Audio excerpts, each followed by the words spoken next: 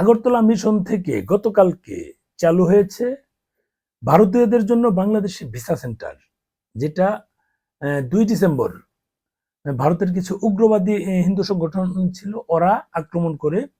ওই আক্রমণের পর কিন্তু বাংলাদেশ থেকে ওই হাইকমিশন, ডেপুটি হাইকমিশন বন্ধ করে দেওয়া হয়েছিল।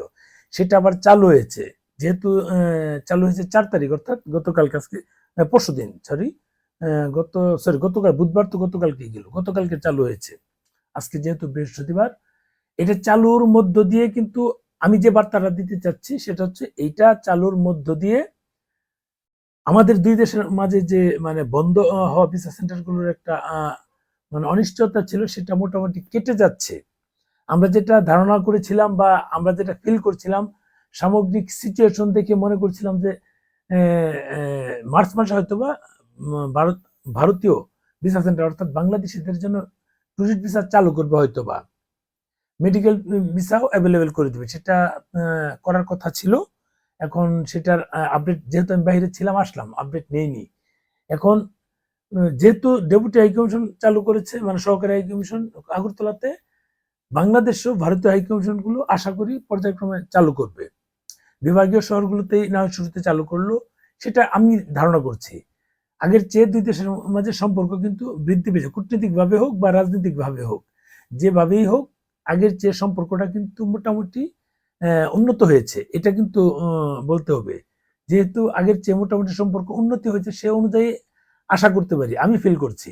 কারোর সঙ্গে কথা হয়নি, আমি এমনি আমার যেটা মনে হচ্ছে, যেহেতু এরকম একটা সুখবর পেলাম যে ভারতে ত্রিপুরাতে আমাদের সহকারী হাইকমিশন উদ্বোধন হয়েছে, এবং একজন আমাদের এখান থেকে, ঢাকা থেকে একজন যিনি যাওয়ার কথা, উনি সপরিবারে নাকি ওখানে গিয়েছে অলরেডি।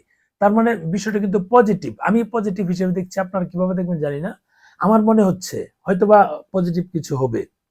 যেহেতু এদিক দিয়ে, আর এর আগে তো ভিডিও দিয়েছিলাম, যেহেতু ভারতের সাথে বাংলাদেশের যে রেল ছিল, সেটা বন্ধ ছিল, সেটা চালুর বিষয়ে বাংলাদেশ থেকে রেল কর্মকর্তারা গিয়েছিলেন এই আলোচনা করতে। তার মানে এটা কিন্তু পজিটিভ একটা আলোচনা। যদি ভিসা না থাকে তাহলে কিভাবে যাবে? মেডিকেল ভিসা অল্প দিচ্ছে, এটা কিন্তু আমাদের এই চালুর সময় যে আলোচনা হয়েছে, এটা একটা শর্ত ছিল। যদি ভিসা চালু হয় তাহলেই তো কেবল ট্রেন চালু হবে, কারণ ভিসার অভাবে ঢাকা থেকে যে কলকাতা সরাসরি বাস সার্ভিস আছে, সেগুলো কিন্তু বন্ধ হওয়ার উপক্রম।